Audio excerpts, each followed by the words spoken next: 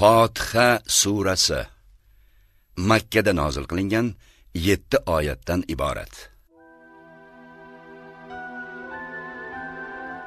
Suraning 10 ga yaqin nomlari bo'lib, ulardan eng mashhuri Fotiha, ya'ni ochuvchi.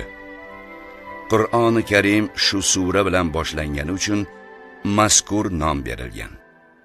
Islom dini ko'rsatmalarining asosini tashkil etgani uchun unga Ummul Qur'on, ya'ni Qur'onning onasi nomi ham berilgan.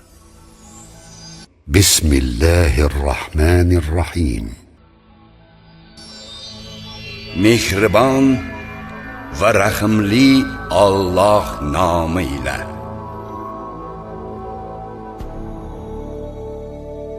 Alhamdulillahi robbil alamin.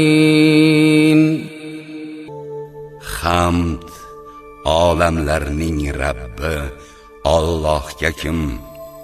Ar-Rahmanir-Rahim. U mehribon, rahimli. Maliki yawmiddin.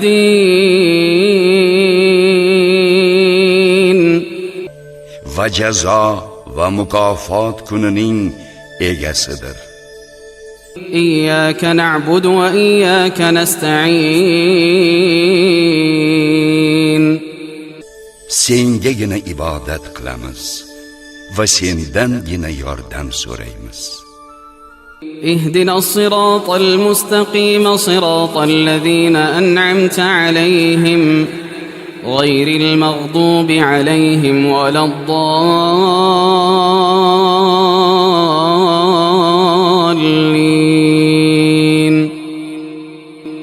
Bizni shunday to'g'ri yo'lga yo'llaginki, u sen in'om etgan zotlarning yo'li bo'lsin, g'azabga uchragan va adashganlarning emas.